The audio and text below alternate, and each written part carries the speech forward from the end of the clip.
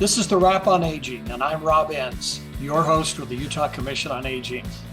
The Wrap on Aging informs and empowers Utah's older adults through research, education, public policy, and connects you to vital services. Today's program is a three-part series on grief and loss. Our guest host is Caroline Glissmeyer, speaking with Dr. Kathy Supiano. Hi, everyone. My name is Caroline Glissmeyer, and I am excited to be your guest host today in our first of three podcasts about grief.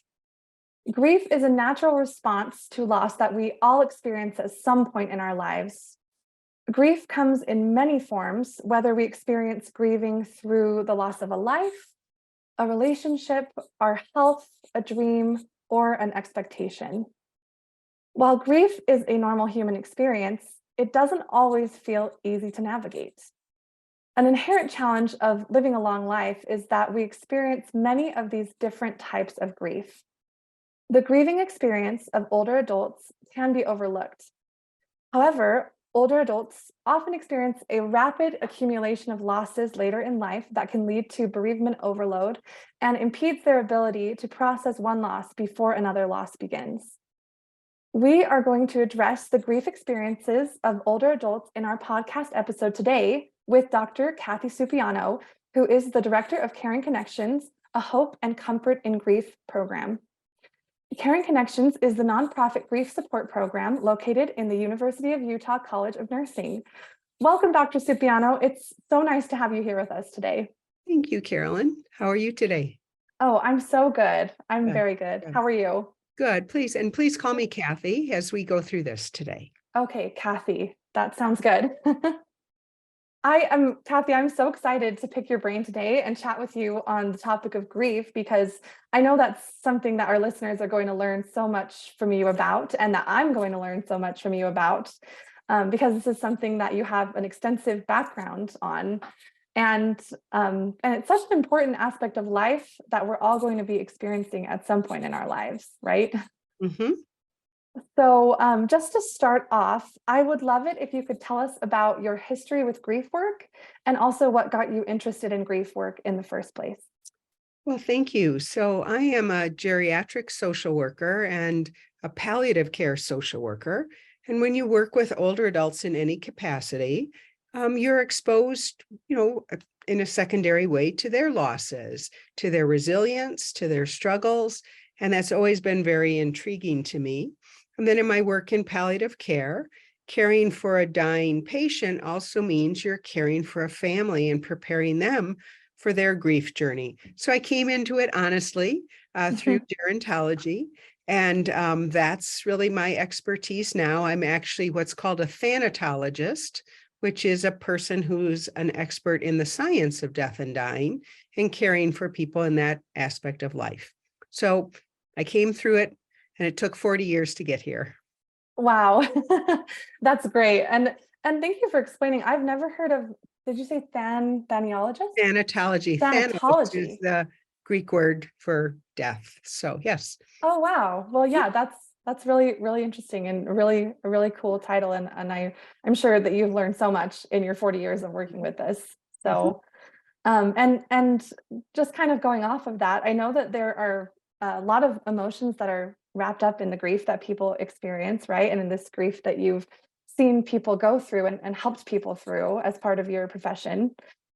So can you just tell us a little bit more about what grief is and about the different types of emotions that people can experience in times of grief? Yeah, glad to do that. So I think, first of all, we can speak to emotions, but we want to remember that grief affects our entire human experience. It affects our emotions, our thinking. It affects our physical selves in profound ways. It affects our relationships. It impacts our spiritual selves. So pretty much any part of our human experience, when we have a loss, a death, or a significant loss, all of that's affected. And so most of the time when we think about the emotions of grief, we, of course, think about those that are painful and distressing. And I try not to use the word negative emotions because we're actually hardwired to have all emotions, but some are more distressing than others. And logically, sorrow and anger and frustration and guilt, shame, blame. All of those are the more painful ones to think about. There are people, though, who are grieving, even fresh in grief, who may also feel relief, satisfaction, some sense of comfort, knowing that the person who might have been very ill is no longer suffering. They may actually feel some affirmation of themselves as a caregiver. We hope those things happen. So when it comes to emotions, grief is a mixed bag, but most emotions are actually painful and distressing at the start. Similarly with our thoughts, feeling you should have done more, feeling guilty, feeling lonely, feeling adrift, what's my purpose in life, all of those thoughts, how will I manage? Those are also painful. In our bodies, we ache, people have heartache, people can't sleep, can't eat too much, cry and cry and cry for hours. Again, those are all normal parts of grief. Our social relationships are in a state of upheaval because everything has to be rearranged.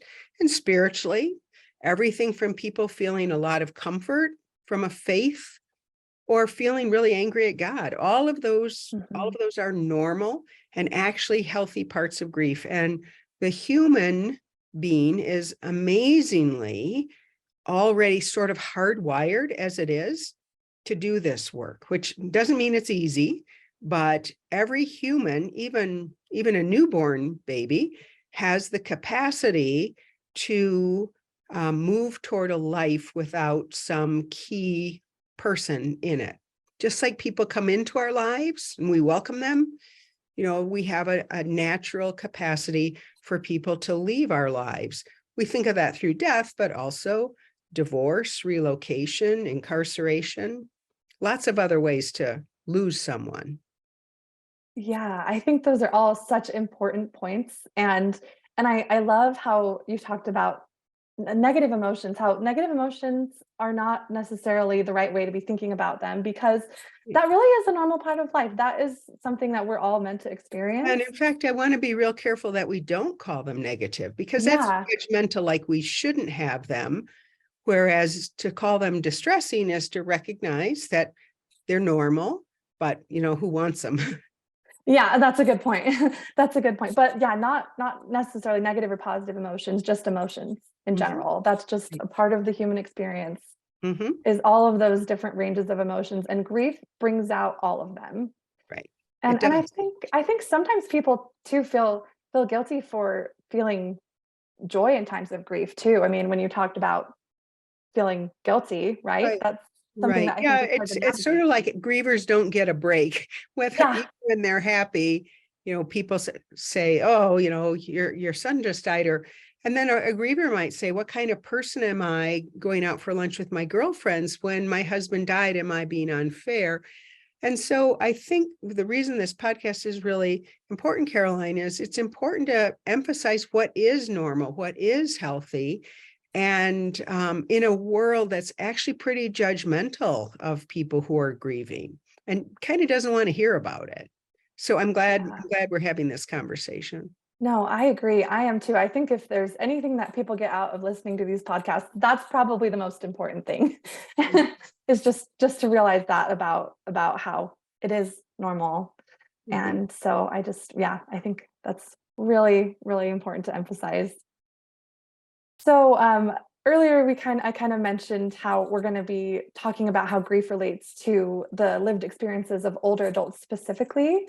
So I just want to kind of pivot our conversation a little bit to focusing on older adults and their grieving experience. So I'd love to hear, I know that you have a lot of experience with the topics of grief and older adults specifically. So can you talk to us about what you think are some of the biggest challenges that older adults face relating to grief in any form? Like we talked about, divorce, talked about there are different ways to lose things, and there are lots of different grief experiences. Sure. So again, want to be careful when we think about older adults that we don't think about them as a uniform group, that everyone does it the same.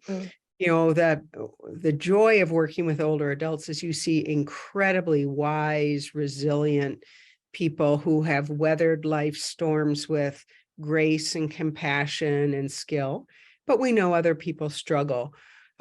Grief is, while it's universal, it's unique. And a person who's lived into their 70s, 80s, they've had multiple losses over the life course, and they would be the first to tell you that each one of them felt different. If they were perceived differently in the griever. And some people will say, boy, when my parent died, I thought that was my big life transition. And then I lost a child and it was really different. Or I'm really surprised that I felt such depth of grief when I lost a sister-in-law, but I realized how close our friendship was. So we want to respect not just the universality of grief, but the unique nature of grief. Mhm. But with older people, the longer you live, losses accumulate. And those people who are the most resilient are people who, as relationships change and are dissipating over the lifespan, like you lose your elementary friends or you lose your high school friends, your college friends, you're getting new relationships too. My advice to older people is always have young friends. So that you've sort of Yeah. got stock.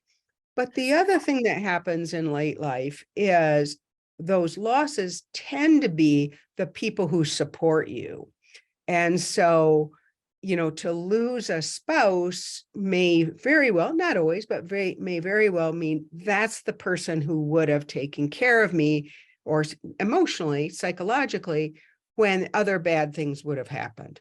Or to lose an adult child, that you think, well, that's the person who would have taken care of me.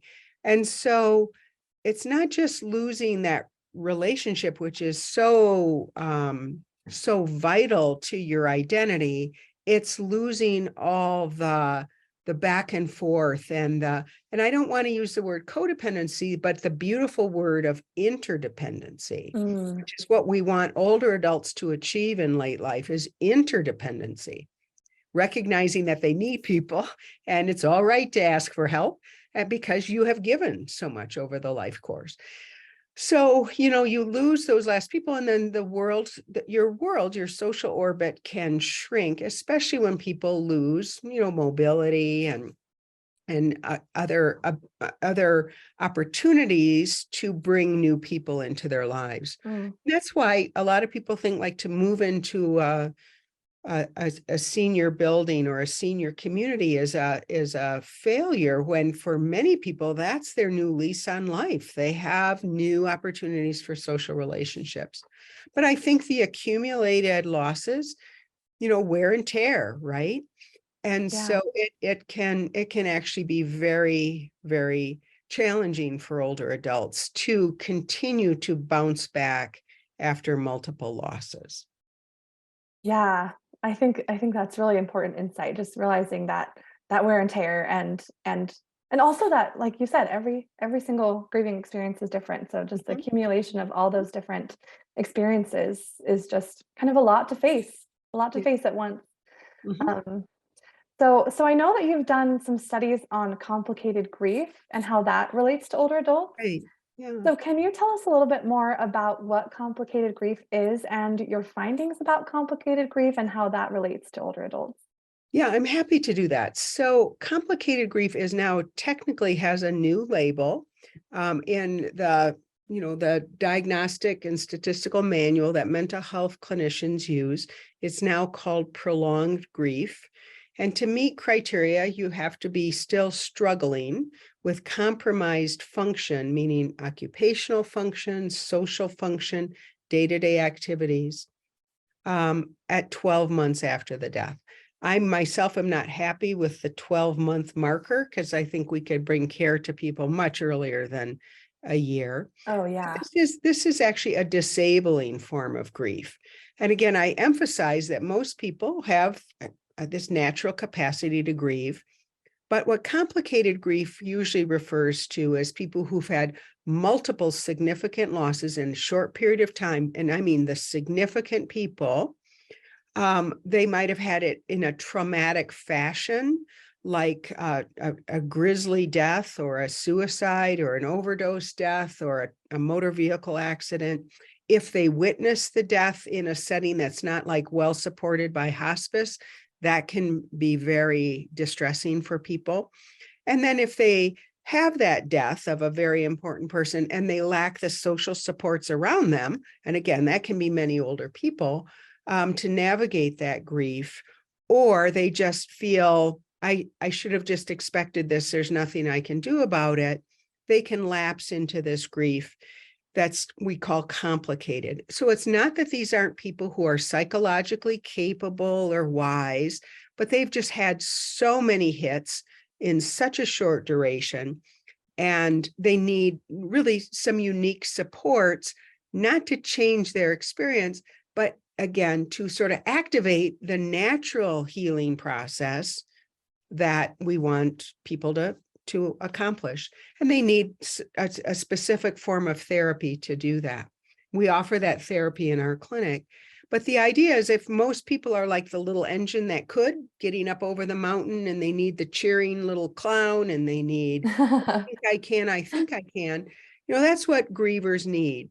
But when people have this prolonged grief or complicated grief, it's like the train has jumped the tracks. So they can try all they want, but without some therapeutic support, we want to get their wheels back on the track so they can actually go.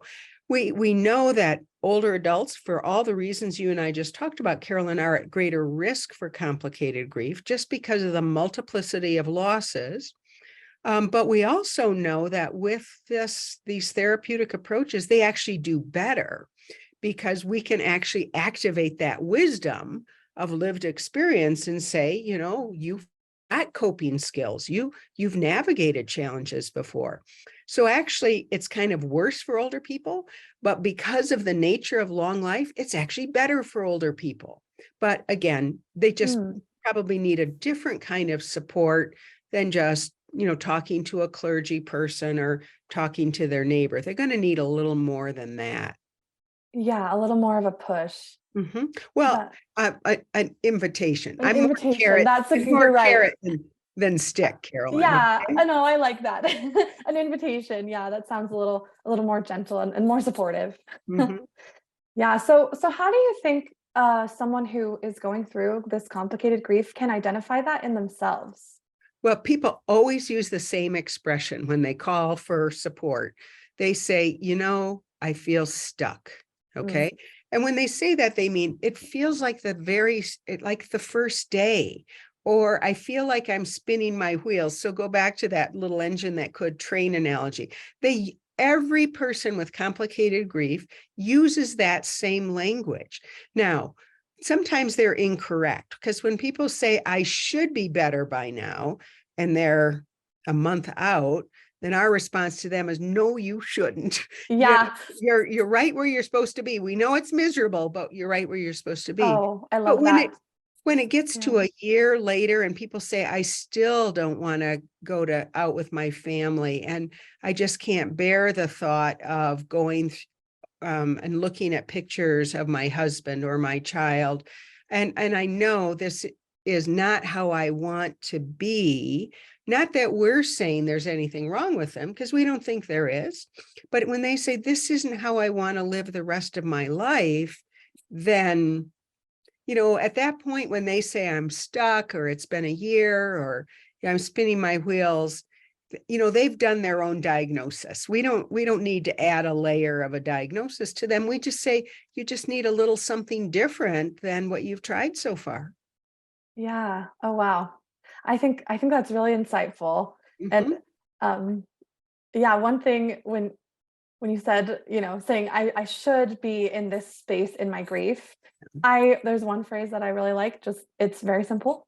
Don't should yourself.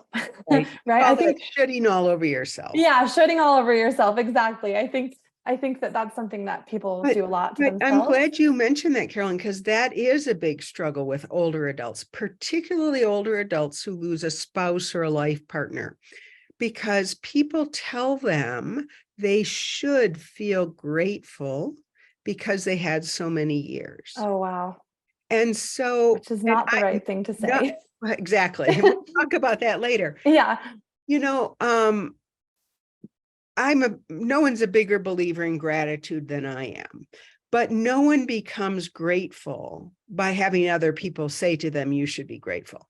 No. So, people come to gratitude lovingly themselves. And most people really do get to a place where they say, I am grateful that I had 50 years with him, or I want to have him back, but my gosh, he was so suffering with this disease or with a dementia or something. I wouldn't ask to go through that again. And people can get there. It helps if they process it out loud, but I can tell you, nobody gets there when they say you should be grateful. And so, because for us as gerontologists, what that means is we don't take their loss seriously, that we are what's called disenfranchising their loss. And one of the things we want to do with a person who loses an adult child or loses a partner of 60 years, we want to honor that grief and say, well, of course you feel terrible. So much of your life was built around this person. I don't expect you to be cheerful or perky or grateful. And so, and I think that way we minimize the grief of older adults as a society. We don't take it seriously. And frankly, and I'm not diminishing your age, Carolyn, but until you've spent decades and decades and decades with a person, and even their annoying behaviors are endearing to you, that's fine. And so many older adults that lose a child, that they've raised this person to be independent and reliable, and that person is now turning and saying, I'll take care of you, mom, or I'll take care of you, dad, and then they die. That's pretty devastating. Yeah, it really is. So I think we need to honor the grief of older adults. And when we do that, and I myself am in my 60s now, but the expression little eyes are watching. So when we honor the grief of older adults, we're actually learning how to grieve ourselves when that loss happens to us. Yeah, that's a good point. We can learn a lot of wisdom. That's my goal in being a gerontologist. You get vicarious wisdom, right? You get to see what older adults have done and say, "Woo, boy, I hope I can do that when it's my turn." Oh, for sure. I think that's beautiful. Yeah, learning from their experiences. And just kind of going off of what we've been talking about already, this is just my final question for you is, are there any other grief beliefs or expectations that you think that older adults or even grievers in general may have that could be harmful to them in their own grieving process? Just any additional thoughts on that? Yeah, so I think a misconception that older adults have about their grief is, if they got through the last one, this one's going to be okay. So we have this struggle for all of us as grievers of not recognizing the uniqueness of each loss. All right. There are some people who would tell you the divorce was worse than death of a different person. And, we want to respect that. So the idea that, and people come to me and say, I got through this and I got through that. I don't know why I can't get through this one. And the first thing is, well, it's different, which is not to say you can't take a lot of ideas that worked for you before, or say, boy, last time I kind of forgot I was tired all the time and I needed to sleep more. I have to take care of my body, right? Yes, you do. And so we can go back and we can cherry pick some good coping skills. We can jettison some bad coping skills. And then we can take this real wisdom that can only come from life experience and apply it here and bring it forward for people. But, frankly, a lot of times older grievers are really hard on themselves and they think they're supposed to be better by now. And they're supposed to have all the wisdom in the world because they've had the lived experience in the past, but that's not what they case. need and what we all need is a little more patience. Yeah.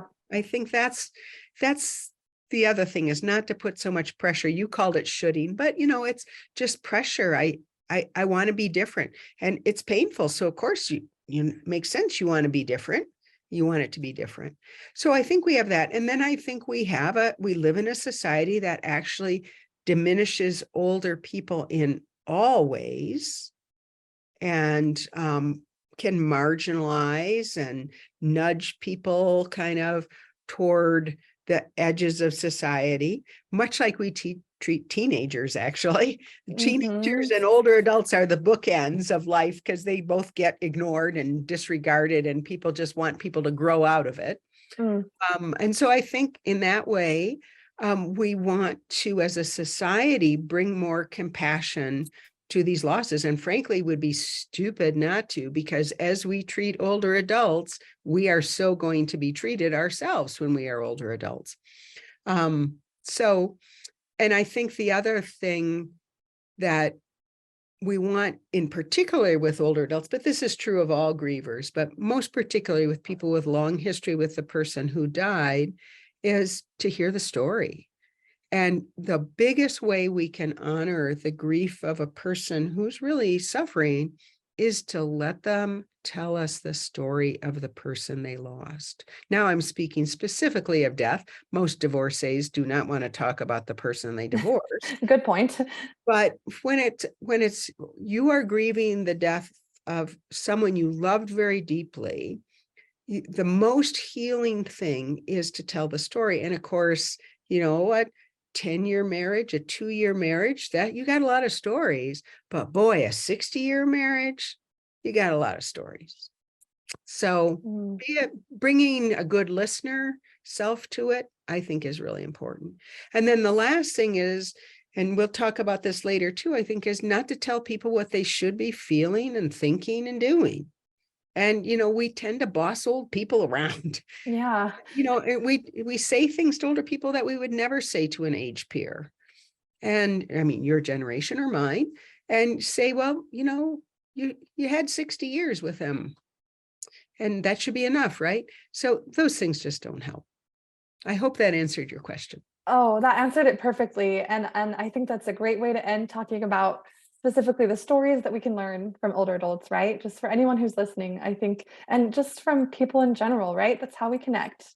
That's how we connect with each other, is through those stories. So, and letting people talk about their grief, no matter how complicated it may be, or whatever emotions they're showing. That's something that we need to listen to them and be there for them in that grief. So thank you so much, Kathy, for taking the time to talk with us today about grief and your experiences with grief work.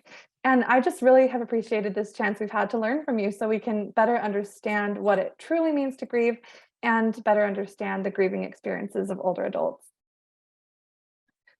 So next episode of our podcast, on the next segment, we're going to be talking about how we can better help those who are grieving, specifically older adults. This is Rob Entz, Executive Director of the Utah Commission on Aging. I wish to thank our guest host, Caroline Glissmeyer, and our expert, Dr. Kathy Supiano, and our producer, Glamati Road Pictures. And thank you for your time. Other topics of interest can be found at the utahaging.org website or our YouTube channel. This has been The Wrap on Aging.